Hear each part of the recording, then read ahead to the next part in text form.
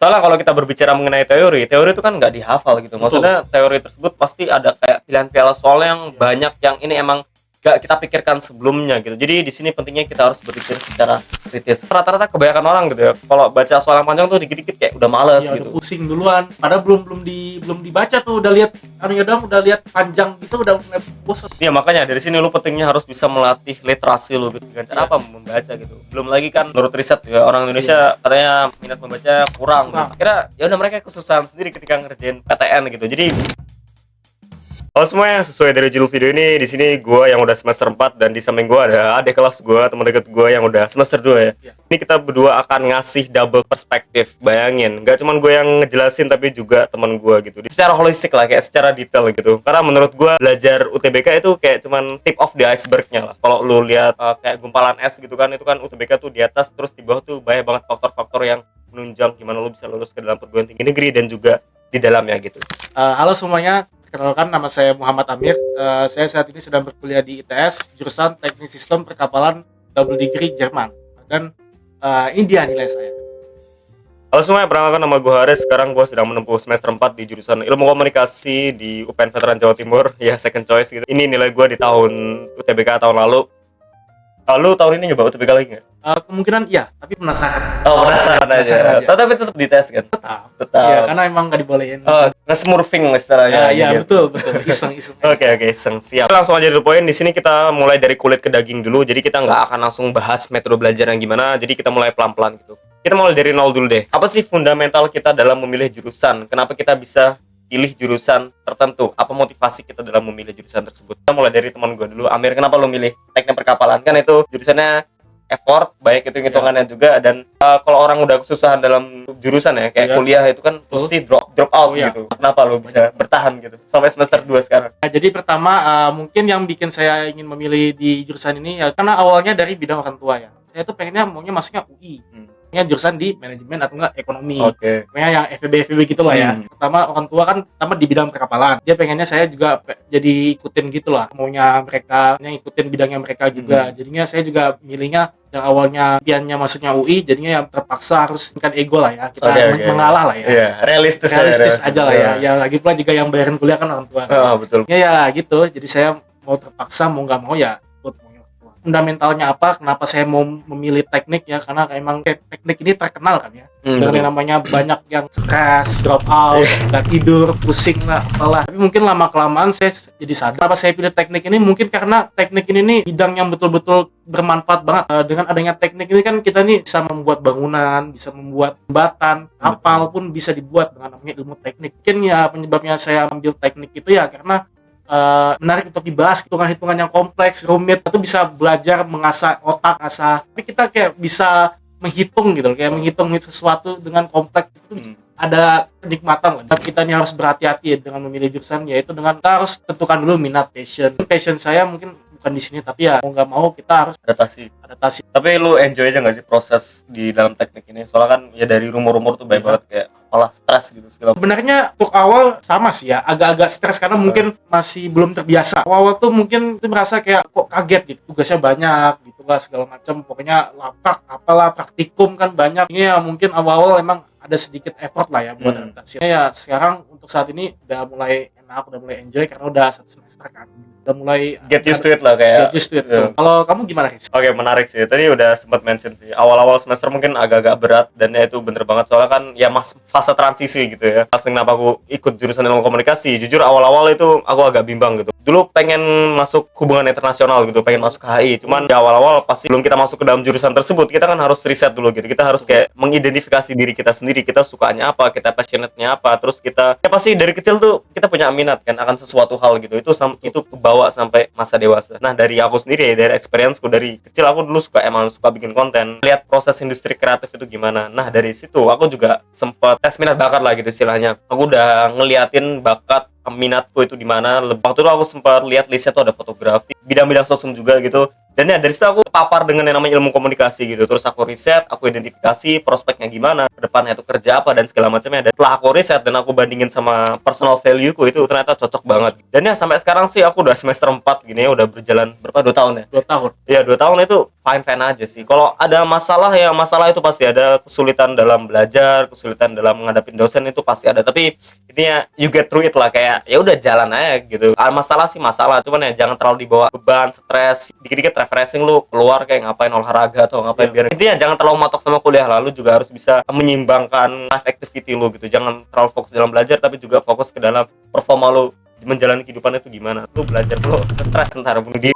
Betul. Intinya memilih jurusan ini adalah salah satu faktor yang sangat krusial dibandingin UTBK. Kalau lu milih jurusan yang emang lu ngerasa kayak cuman dapetin almetnya, misalkan Ya, lu betul.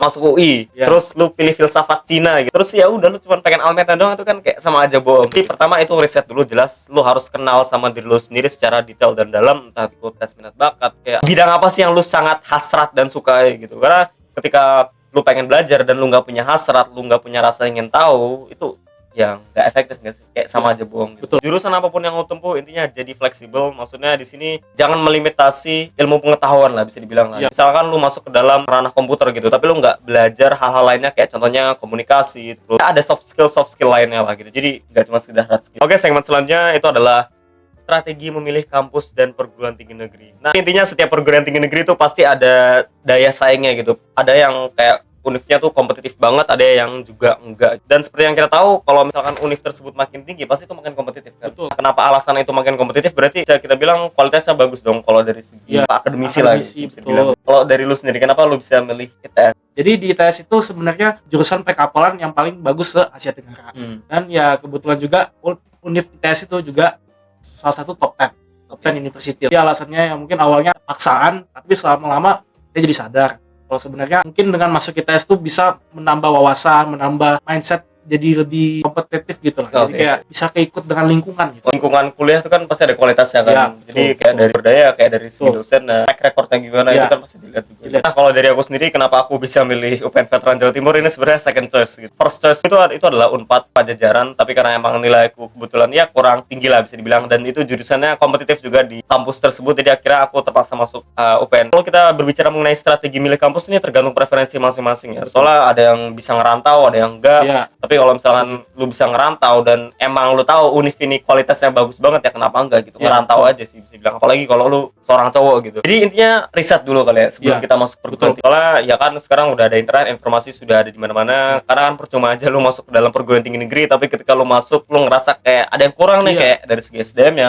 kredibilitasnya, terus lu baru sadar gitu, oh akreditasinya ternyata jelek gitu. ya sesuai ekspektasi ya. Iya, nggak sesuai ekspektasi. Jadi kita saranin ya lakukan riset terlebih dahulu, cari berbagai macam jenis informasi dari YouTube, LinkedIn dan segala macamnya. Terus lihat juga alumni PTN tersebut kerjanya di mana sih? Maksudnya kayak opportunity itu kan jadi punya gambaran Iya, jelasnya gitu. betul. Dan untuk memilih perguruan tinggi negeri kita saranin realistis sih. Iya. Ya kan kita punya kapabilitas otaknya masing-masing ya. Ya lu nggak bisa tuh kayak nembak UI tapi kemampuan lu di bawah UI gitu. Iya, betul. Tapi intinya asah terus keterampilan lo, kemampuan lo dalam mengerjain soal UTBK. Siapa tahu rezeki lo di top 5 PTN gitu, gara-gara lo udah put in the work lah gitu, lo udah usaha mati-matian gitu. Lo masuk ke tes mati-matian gak usah lo. Oh, mati-matian. Mati-matian. Ya pasti yang namanya konsistensi lah. Iya, pasti. Kita ini mengorbankan banyak waktu untuk main, waktu senang-senang, jalan-jalan, happy-happy bareng teman. Kita yang tadinya harusnya jalan-jalan happy-happy, kita jadinya di rumah terus belajar. Iya. Walaupun nggak full juga ya. Pokoknya mengorbankan waktu,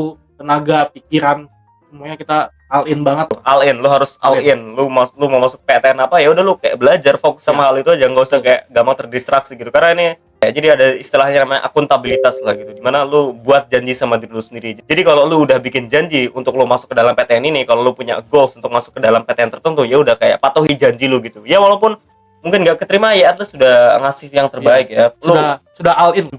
lu juga udah punya pengalaman gimana cara belajar yang efektif gitu. Karena usaha lu nggak cuma dari segi kuantitas tapi juga dari segi kualitas, itu akan menentukan lu masuk PTN itu apa enggak. Betul. Karena kan percuma aja kayak belajar mulu tapi gak ada kualitas, Iya, kan betul. bullshit Ada- gitu. Iya, betul sekali. Oke, ini adalah segmen yang kalian tunggu-tunggu, yaitu adalah belajar nggak sembarang belajar. Intinya preparation is the most crucial thing. Karena menurut gua untuk lu bisa beradaptasi dengan soal-soal UTBK dan memahami mekanisme UTBK tersebut, itu pasti membutuhkan jangka panjang waktu yang cukup lama gitu. Lu awal-awal prepare masuk ke dalam PTN tuh apakah ketika lu udah naik kelas 3 terus lu langsung prepare atau udah lama banget?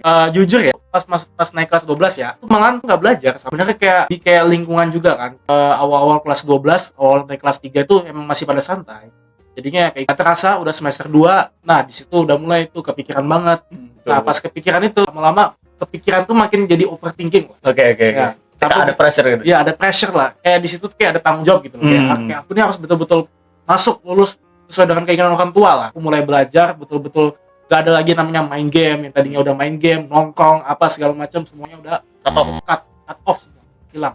Jadi betul-betul full belajar di rumah, manage waktu lah, kayak betul-betul fokus, gak ada hal-hal lain yang bisa buang jauh-jauh distraksi. Ya, semuanya pokoknya hilang. Oke. Jadi kalau dari aku sendiri, aku persiapan untuk masuk ke dalam perguruan tinggi negeri pas ganti semester itu aku udah prepare kan. Tapi ya prepare-nya belum terstruktur gitu. Jadi masih kayak cuman riset di YouTube dulu, kayak terus baca-baca soalnya gimana, mekanisme soalnya gimana, apa aja yang harus dipelajari. Jadi masih kayak informasi dasar lah gitu, kayak fundamental dasar lah. Tapi seiring berjalannya waktu sama kayak Gideon nih, kayak ada rasa pressure gitu, kayak ada overthinking gitu.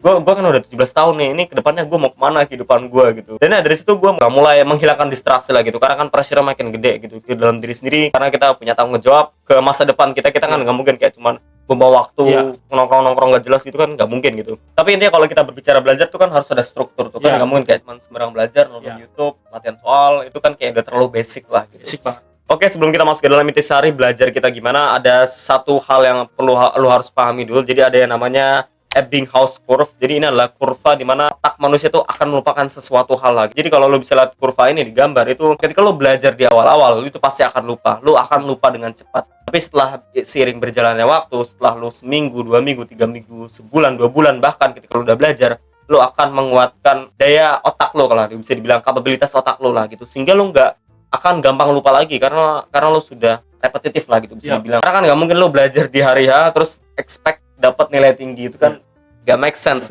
Oke, kita mulai dari hal pertama dulu, media belajar apa yang kita gunakan. Jadi kita berdua gunain Ruang Guru, sponsor BTW. Kalau kita berbicara mengenai pembelajaran, kita saranin harus ada platformnya. Kita harus tentuin juga kan, kita cocoknya tuh belajarnya apa, mungkin online atau mungkin belajar yang kayak di bimbel gitu, yang diintensif banget, dipaksa buat kerjain soal apalah. Tadi enaknya tuh belajar tuh gimana, belajar sendiri yang nggak boleh diganggu, atau mungkin belajar yang private gitu. Cari dulu gimana cara belajar yang efektif bagi kita. Kalau dari personal experience-ku sendiri sih, aku jujur belajar secara otodidak. Jadi nontonin dari guru, nontonin videonya, nonton pembahasan juga. Aku nge-spend budget juga untuk beli soal-soal tryout lah gitu. Dari berbagai macam jenis sumber, nggak cuma dari Ruang Guru. Jadi saran dari kita berdua sih ya, kalau lu pengen masuk ke dalam PTN secara serius dan pengen meningkatkan peluang lo, itu ya investasikan duit lu untuk beli platform belajar apapun itu jenisnya. Tapi di sini kita berdua nyoba Ruang Guru dan ya it works lah gitu. Ibarat di video games, kursus belajar tuh ibarat kayak XP booster lah bisa dibilang lagi. Di level kita bisa meningkat secara signifikan, secara cepat juga karena kita sudah mendapatkan XP booster tersebut alias platform belajar. Dan juga dengan platform belajar ini bisa ngebantu kita kayak stay on the track lah gitu, bisa dibilang. Lu nginvestasikan duit lu di Ruang Guru kan.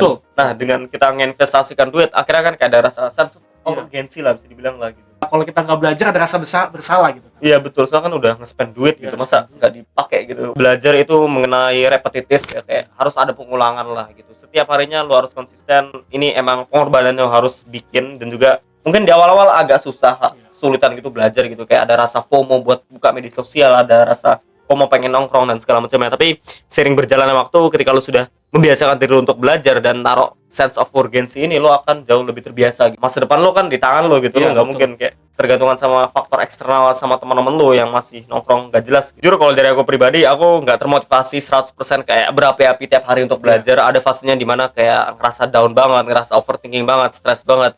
Tapi yang bisa kita lakukan itu adalah be stoic lah, bisa dibilang kayak tawakal mungkin di Islam gitu. Dimana intinya fokus apa yang kita bisa kontrol, belajar aja, usaha semaksimal mungkin. Untuk masalah nilai itu urusan belakang. Karena ketika lo hanya terlalu fokus ke dalam faktor eksternal, nilai doang, akhirnya lo stres sendiri gitu, lo overthinking sendiri, dan belajar lo nggak bakal maksimal. Jadi ini taruh aja effort ke dalam proses pembelajaran lu, dan ya hasilnya tuh terserah lah gitu, di tangan Tuhan gitu. Ya ada suatu hal yang emang ini di luar kontrol kita. Nah, waktu yang paling baik nih, lu belajar kapan aja? Jarang belajar pas malam. Belajar itu pasti tiap pagi dan siang. Pokoknya setelah makan siang atau enggak sebelum makan siang, aku biasanya meluangin waktu tuh sekitar 2-3 jam minimal sehari buat belajar. Atau mungkin baca-baca, atau mungkin dan soal, atau aku nyisihin waktu sehari gitu kerjaan tryout, tetap ada lah waktu buat refreshing, mungkin nggak full belajar aja. Kalau kamu gimana? Kalau dari aku sendiri kan itu waktu itu pas masih puasa kalau nggak salah, Oh iya, masih Ramadan oke. kan. Itu setelah sholat subuh itu aku belajar, ya nggak usah lama-lama, sekitaran 2-3 jam gitu aku belajar materinya, teorinya gimana, terus latihan soal juga kayak drill soal gitu, bukan tryout. Dan ya itu terus aku lanjut di jam-jam malam sekitaran jam 7 jam 8 untuk nge-refreshing otakku aja mengenai materi, teori dan segala macamnya supaya aku bisa jauh lebih ingat. Kalau saran dari kita sih ini kan sangat subjektif gitu. Ada orang yang bisa belajar melek itu di pagi hari, terus ada orang yang bisa belajar di malam hari. Tapi intinya semua orang beda-beda. Dan ya satu-satunya cara untuk kita supaya bisa belajar efektif ya jauhi distraksi gitu. Mau untuk kayak handphone lu kayak, terus ada mungkin di rumah tuh berisik gitu. Iya, suasana yang hening gitu supaya ya lu bisa fokus. Kapabilitas otak lu nggak akan termaksimalkan gitu. Karena kan kebanyakan orang zaman sekarang mungkin kalau gue lihat orang belajar dikit-dikit sambil scrolling gitu. Dia mungkin bisa ngedapetin kuantitasnya belajar 4 jam tapi kualitasnya nggak maksimal lagi. Oke, tips selanjutnya itu adalah jangan terlalu fokus ke dalam belajar tapi fokuskan apa yang meningkatkan pembelajaran. Lu pernah nggak sih melakukan aktivitas sesuatu hal yang ini meningkatkan proses pembelajaran lu? Meng-off semua pokoknya hal yang bisa mengganggu belajar, mungkin HP notifnya dimatikan, terus dijauhin, kalau bisa dijauhin di kamar lain aja gitu, ditaruh aja tuh HP. Pokoknya kita udah fokus di satu ruangan ini, betul-betul fokus belajar. Kalau dari aku sendiri sebenarnya banyak ya faktor-faktor yang mendukung atau enhance proses pembelajaran kalian gitu. Contohnya aja secara pribadi aku nge-gym gitu, olahraga setiap harinya untuk refresh otak gitu. Melakukan sesuatu aktivitas yang enggak terlalu menstimulasi kayak scrolling, lakukan sesuatu yang ini emang kayak ya udah membuat otak lo tuh tenang gitu, tapi tenangnya dalam konteks produktif. Misalkan lo baca buku atau olahraga, terus ya makan makanan diet itu juga berpengaruh. Karena efektif atau enggaknya belajar kalian itu kan pasti balik lagi ke otak kita gitu. Kalau otak kita aja udah nggak bener gara-gara misalkan sering scrolling gitu, kayak binge scrolling setiap hari, kita nggak pernah self control dan masih makan makanan junk food dan segala macam, itu kan pasti akan berimbas juga kepada otak kita gitu. Jadi intinya bagaimana otak kita perform itu pasti dipengaruhi juga dengan rutinitas dan kebiasaan. Jadi sebelum lu mulai belajar alangkah baiknya lu perbaiki rutinitas dan kebiasaan diri lu terlebih dahulu, karena lu percuma lu udah belajar banyak tapi ngerasa otak lu tuh kayak nggak maksimal kualitasnya gitu, lu kayak susah menalar gitu dan segala macamnya, akhirnya ya udah repot sendiri gitu. Jadi mulai perbaiki lifestyle dulu, mulai membiasakan diri lu untuk produktif. Metode belajar yang kita gunakan, nah metode belajar ini kan banyak banget ya. Maksudnya lu bayakin teori, latihan soal, atau ya udah lu coba-coba try out gitu, ngasal aja, terus yang salah lo evaluasi secara terus menerus. Awalnya aku bakal pahamin dulu materi dari setiap subtes tuh gimana, aku baca-baca dulu. Pokoknya kita kuatin dulu teorinya, betul-betul kita harus matang dulu lah. Harus betul-betul paham dulu apa sih yang kita kerjain ini, yang kita baca nih apa sih soalnya. Kita harus tahu gimana cara bacanya, cara mengerjakannya pun kita harus tahu. Jadi yang pertama ya kita kuatin dulu namanya teorinya. Setelah dikuatin ya baru kita tuh mulai sedikit demi sedikit belajar soalnya, pahamin, kerjakan soalnya dikit-dikit. Aku tuh udah merasa tahu lah gimana cara ngerjainnya. Pokoknya yang penting kita bisa ada latihan ngerangsa otak kita ini bisa paham terus lah. Dengan namanya soal-soal UTBK yang betul-betul banyak banget kan jenis-jenisnya. Kalau secara pribadi metode yang belajar ku gunakan itu kurang lebih kayak si Amir ini. Jadi awal-awal itu aku pahami dulu teorinya secara detail, secara holistik, nggak cuman dari satu platform. Jadi aku baca dari berbagai macam jenis referensi, Google, riset dan segala macamnya, supaya ya otak tuh punya perspektif yang banyak lah gitu. Jadi nggak cuma dari satu sisi doang, tapi dari banyak sisi bagaimana teori tersebut dijelaskan. Dan aku nggak cuma sekedar belajar teori, karena kalau aku kebanyakan belajar teori kayak belajar konsep-konsep dasar doang, itu kan lama-kelamaan bosen gitu, kayak nggak ada tantangannya lah gitu, bisa dibilang lah gitu. Nah, sering berjalannya waktu, biasanya setelah aku mahamin teori tertentu itu aku selingi dengan latihan-latihan soal gitu. Soalnya tes sesungguhnya tuh nggak dari belajar konsep, tapi ya dari soal-soal itu. Iya, dari soal-soal. Soalnya kalau kita berbicara mengenai teori itu kan nggak dihafal gitu. Maksudnya teori tersebut pasti ada kayak pilihan-pilihan soal yang banyak yang ini emang nggak kita pikirkan sebelumnya gitu. Jadi di sini pentingnya kita harus berpikir secara kritis. Soal literasi atau ya soal pemahaman bacaan, menulis, penalaran itu sangat penting gitu. Jadi emang ada subjek-subjek yang emang itu nggak bisa terlalu teoritis banget gitu. Kita harus menggunakan otak kita untuk berpikir kritis dan juga mengidentifikasi pola-pola soal gitu. Kenapa jawabannya bisa A atau C, D dan segala macamnya gitu. Oh iya, jadi di dalam UTBK itu kan ada soal literasi tuh yang panjang banget. Soal literasi Indonesia sama bahasa Inggris. Nah, satu-satunya cara yang lu bisa lakukan untuk melatih literasi lu itu adalah dengan cara banyak membaca gitu. Banyak baca. Yes, teori itu penting banget, memahami teori itu penting banget, tapi ketika lu membiasakan diri lu untuk membaca secara jangka panjang, lu selingi dengan rutinitas membaca sebelum lu persiapan UTBK, akhirnya lu kayak udah terbiasa aja tuh sama soal yang bacanya panjang-panjang gitu. Kalau soalnya kan rata-rata kebanyakan orang gitu ya, kalau baca soal yang panjang tuh dikit-dikit kayak udah males gitu. Udah pusing duluan, padahal belum dibaca tuh udah lihat udah lihat panjang gitu udah mulai bosan. Iya, makanya dari sini lu pentingnya harus bisa melatih literasi lu gitu dengan cara apa membaca gitu. Ya udah, akhirnya ya udah mereka kesusahan sendiri ketika ngerjain PTN gitu. Jadi gue saranin banyak-banyak membaca, latih literasi lu, latih konsep dasar literasi lah gitu. Kayak hal simpel kayak koma, titik, tanda tanya, terus contohnya aja kayak huruf kapital yang kebanyakan orang seumuran gue banyak salah gitu. Di dalam UTBK dalam penentuan nilai itu kan tergantung sama faktor bobot soal gitu. Misalkan kalau bobot soal itu ketika tanda sulit banget dan lu bisa jawab poinnya tinggi. Sedangkan kalau bobot soal yang rendahan dan mungkin kemungkinan besar semua orang bisa jawab itu kan ya nilainya kecil. Nah, satu-satunya cara yang lu bisa lakukan itu adalah membiasakan diri lu untuk soal-soal yang sulit gitu. Dan ya di platform yang kita gunakan sendiri Ruang Guru itu bobot soalnya hot semua gitu. Dan ya dari situ kita terbiasa untuk mengerjakan hal-hal soal-soal yang sulit gitu. Karena dengan lu hanya mengerjakan soal-soal yang mudah aja, akhirnya lu ngerasa nggak tertantang gitu. Maksudnya ya udah tuh kemampuan lu di situ-situ aja. Soal lu hanya mengerjakan soal mudah gitu. Ibarat di gym lu ngangkat beban tuh jangan di situ-situ aja kali ya, kayak ya harus progressive overload ya. Iya betul, progressive overload. Jadi ya harus ditingkatkan lah gitu. Jadi intinya harus ditingkatkan lah gitu levelnya secara bertahap. Dan ya kalau kita berbicara mengenai throat itu jangan ragu untuk bikin banyak salah. Karena ketika lu membuat salah tuh mungkin agak frustasi di awal, tapi ketika lo membuat kesalahan itu ya lu jangan kayak stres gitu, tapi lu identifikasi kenapa lu bisa salah gitu. Apa sih yang salah? Apa sih yang bikin kita nih jawabnya nggak tepat gitu. Setelah kita salah, kita harus lihat teorinya lagi, kita balik lagi ke teorinya. Apakah betul ya kita jawab nih kenapa sih bisa salah? Kita harus pelajari ulang lah. Terus kita jawab lagi di. Nah, makanya dari situ untuk lo prepare UTBK, maka mulailah bikin banyak kesalahan gitu. You have room for making mistake lah gitu. Soalnya ketika lu udah hari ya lu nggak bisa bikin lagi tuh banyak kesalahan gitu. Jadi pentingnya lu harus bikin banyak kesalahan dan identifikasi kenapa lu salah sama hal tersebut dan lu evaluasi lagi gitu. Gunakan otak lu untuk berpikir kritis. Dan di timeline terakhir ini itu adalah persiapan sebelum hari H. Nah, sebelum hari H lu ngapain biasanya? Apakah lu malah kayak ngepus mulu atau lu relax sebentar gitu? Pas sudah mau hari H tuh mungkin aku bakal kesiapan mental. Mental tuh kan penting banget ya. Namanya kita udah belajar banyak sampai mati-matian apa kalau ujung-ujungnya pas kerjaan mental nggak ada kan kita ujung-ujungnya nggak bisa juga blank gitu. Pak. Yang kedua mungkin dari aku ya, kalau aku mungkin banyak kerjaan soal karena mungkin aku udah matang di bagian teori dan juga pemahaman soal-soalnya, jadinya aku mungkin banyak-banyakin soal, banyak-banyakin tryout, pokoknya betul-betul full otak ini udah banyak ngerjain berbagai macam jenis soal-soal yang beda-beda. Terus saran yang aku bisa kasihkan ke kalian sebelum hari itu pastiin badan lu tuh fresh and fit dulu. Maksudnya kayak percuma kan lu belajar mulu tapi lu sampai sakit kan pas hari tuh lu malah panik sendiri gitu. Jadi pastiin badan lu fresh and fit, maksudnya ada balance lah gitu. Lu nggak cuma fokus belajar tapi juga fokus ke dalam performa tubuh lu gitu. Dan mungkin aku masang framing atau mindset ke dalam diri lu kayak jangan terlalu membebani lah gitu. Ini kan bukan akhir segalanya. Kalau gagal kan masih bisa nyoba lagi atau yang explore berbagai macam jenis opportunity. Jadi aku pasang mindset kayak ya udahlah loss aja lah gitu. Kalau aku nggak lulus, mungkin rezekiku nggak di sini, mungkin rezekiku di bidang lain gitu. Jadi ya pasang mindset kayak gitu supaya lu tuh nggak terlalu terbebani. Nah pas di hari lu biasanya ngapain? Ada nggak kayak rutinitas gitu atau mungkin let's say lu minum kopi atau meditasi segala macam? Mulai biasanya pagi-pagi tuh aku minum kopi. Karena kebetulan sesi aku ngerjain TBK tuh pagi-pagi. Udah hari pertama, sesi pertama di pagi juga.